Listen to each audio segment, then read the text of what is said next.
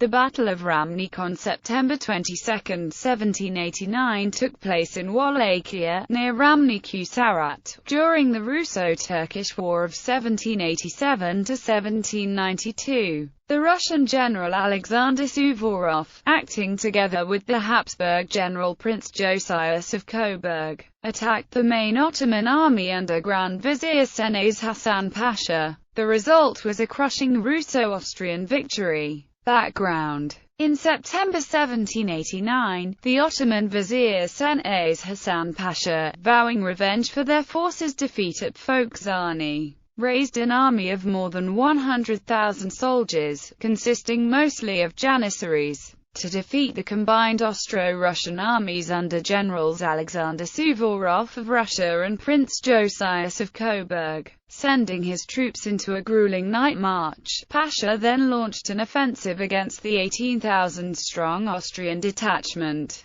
Taking into account Josias' numbers and the poor performance in the war, specifically after the Battle of Caranzbes, Pasha was convinced that he could defeat this force easily. However, once he heard of this, Suvorov and his 7,000-strong force marched to their aid, covering about 100 kilometers in 2.5 days. Arriving on the eve of the battle, as the commander-in-chief of all Russo-Austrian forces in the front, he quickly took command of the combined Austro-Russian army. Battle. Suvorov effectively divided his combined army into two columns to advance towards the Ottoman formations on 2,300 hours, and the next morning, after crossing the river Rymnik, staged an attack. As they advanced, they crippled the enemy artillery and adopted infantry square formations to repel massive enemy cavalry counterattacks which actually tried to split his army in two.